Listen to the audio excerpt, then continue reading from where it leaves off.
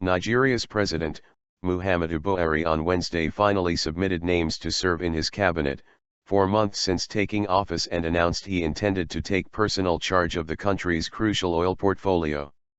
The long-awaited list of nominees was submitted to Senate President Bukola Saraki at the National Assembly buildings in Abuja, the leader of the upper chamber of parliament wrote in a tweet. Names of the nominees were not immediately disclosed. Thursday is a public holiday in Nigeria to mark the 55th anniversary of independence from Britain, meaning senators will not reach a decision to approve the candidates before Parliament resumes next Tuesday. Buhari, who has been running the country with permanent secretaries, civil servants, at government ministries, on Tuesday evening said he would appoint himself Minister of Petroleum Resources. A junior minister will oversee the day-to-day affairs in the sector, which provides the majority of government revenue, his spokesman Femi Adesina confirmed to AFP. Buhari, 72, has made stopping the rot in the oil sector a priority, as he seeks to cut graft and put the country's crippled, crude-dependent finances on a firmer footing. OPEC member Nigeria, Africa's #1 crude producer and biggest economy, has been hit badly by a slump in global oil prices since last year, squeezing government revenue. Oil accounts for some 90% of Nigeria's foreign exchange earnings. The president has vowed to recover mind-boggling sums of stolen oil cash, starting with a drastic overhaul of state-run oil firm the Nigerian National Petroleum Company, NNPC. The NNPC has become a byword for corruption and last year was accused of failing to remit $20 billion, €18 billion, in revenue to the central bank.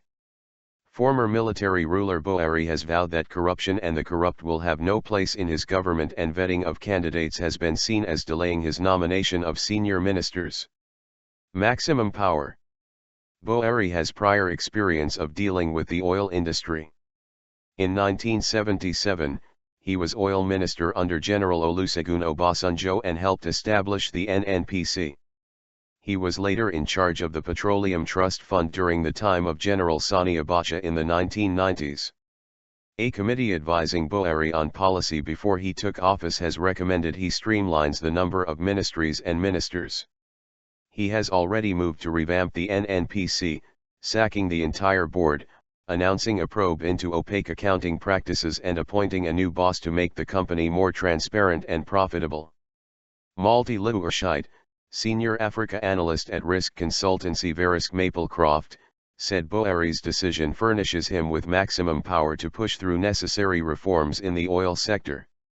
It also demonstrated the importance he places on overhauling the industry, but the analyst cautioned that concentrating powers could send the wrong signal for the reform path ahead. Concentration of powers is among the chief reasons for the poor performance of Nigeria's oil sector governance, Lewershite said in an email. Buhari will need to make clear that combining the roles of president and petroleum minister will only be an extraordinary and temporary measure to accelerate reforms.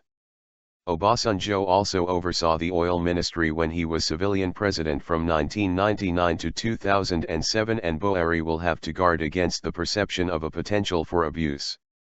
Buhari's self-appointment is a high-risk strategy, as it links his fate as president with successful reform of the oil and gas sector, he added.